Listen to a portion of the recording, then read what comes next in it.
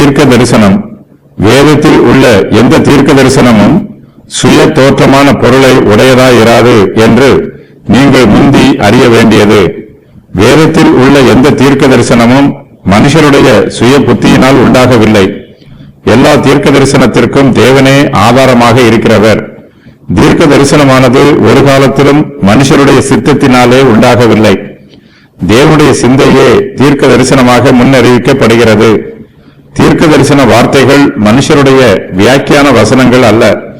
பழைய ஏற்பாட்டு காலத்திலே கர்த்தருடைய தீர்க்க தரிசிகளும் இருந்தார்கள், கள்ள தீர்க்க தரிசிகளும் இருந்தார்கள். கர்த்தருடைய தீர்க்க தரிசிகள் ஒரு காலத்திலும் தங்களுடைய சுய சிந்தனைகளை தீர்க்க தரிசனமாக சொல்லவில்லை. அவர்கள் சுயமாய் பேசவில்லை. அவர்கள் பரிசுத்த ஆவியானவரால் ஏவப்பட்டு பேசினார்கள்.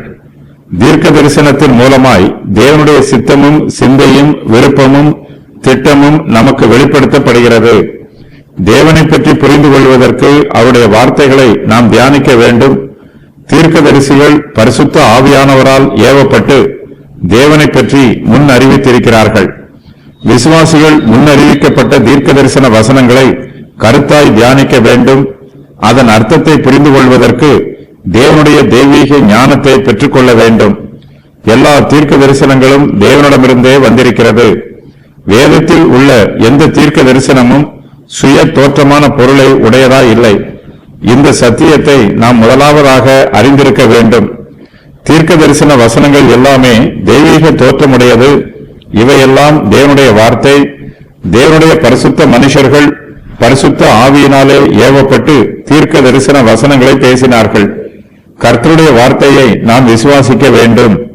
தீர்க்க தரிசன வார்த்தைகள் தேவனுடைய வார்த்தைகள் தான் என்னும் முழு நிச்சயம் நம்மிடத்தில் இருக்க வேண்டும். அப்போதுதான் கர்த்தரை பற்றும் நம்முடைய விசுவாசம் உண்மையுள்ளதாக இருக்கும். நாமும் விசுவாசத்தில் உறுதியாய் இருப்போம். தேவனுடைய தெய்வீக வெளிப்பாடுகளை நாம் பெற்றுக்கொள்வோம்.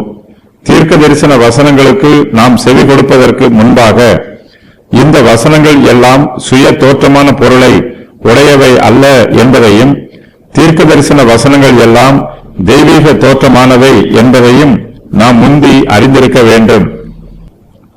வேதத்தில் உள்ள எந்த தீர்க்க தரிசனமும் சுய தோற்றமான பொருளை உடையதாய் இராது.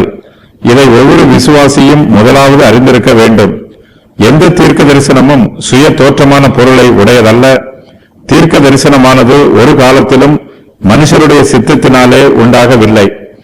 தேவனுடைய பரிசுத்த மனுஷர்கள் பரிசுத்த ஆவியினாலே ஏவப்பட்டு பேசினார்கள்.